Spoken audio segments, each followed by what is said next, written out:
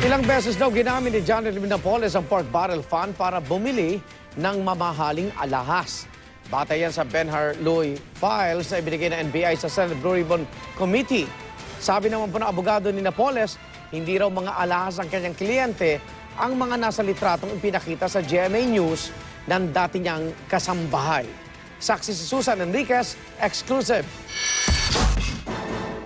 Mapa Diamond Man, mamahaling bato, South Sea Pearls o mga designer brand na accessories, sino bang di malulula at masisilaw sa mala-imeldific na koleksyon ng mga alahas at accessories ni Janet Lim Napoles.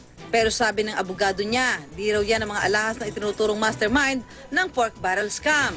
Ang mga alahas daw ni Napoles, kaunti lang at di kamahalan. May mga alahas siya pero yung mga yon hindi kanya. May kung sino-sino naman na tao na nagsamantala din, na kinuha yung mga alahas na yan, kesyo itatago, etc. na wala na. In a way, lumipad na yung mga alahas. Wala na. Wala na.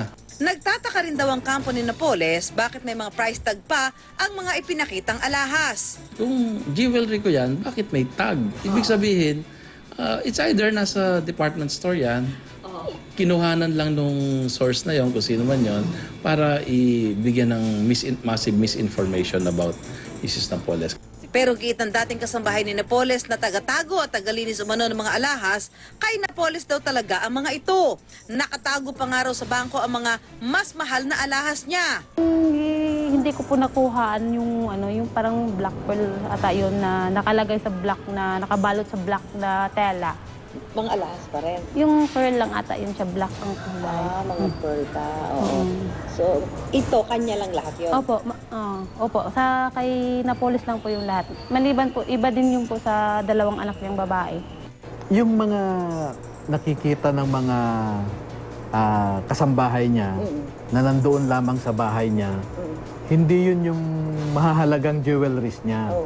Ang mahahalaga yung nasa vault na nasa isang bangko. Kwan lang yun. Pang araw-araw na gamit lamang niya yun. Pero yung mas mahahalagang jewelries niya or precious stones or precious metals, nasa vault yan ng isang bangko. Pero batay sa Ben-Hur-Louis file na isinumite ng NBI sa Senate Blue Ribbon Committee, maraming entry sa mga Excel file ng mga pagbayad at pagbili ni Napoles ng mga mamahaling alahas gamit ang pork barrel fund ng mga mababatas na nakuha ng mga peking NGO niya.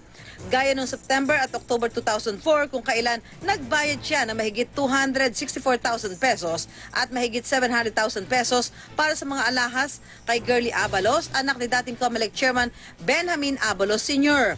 Nagbayad din siya ng mahigit 5 million pesos sa isang Mary Jane de Guzman batay sa dalawang entry noong January 2007. May binili rin siyang alahas noong December 2005 sa halagang 1.7 million pesos. Sinisika pa rin ng GMA News na kunan ng pahayag sina Abalos at de Guzman.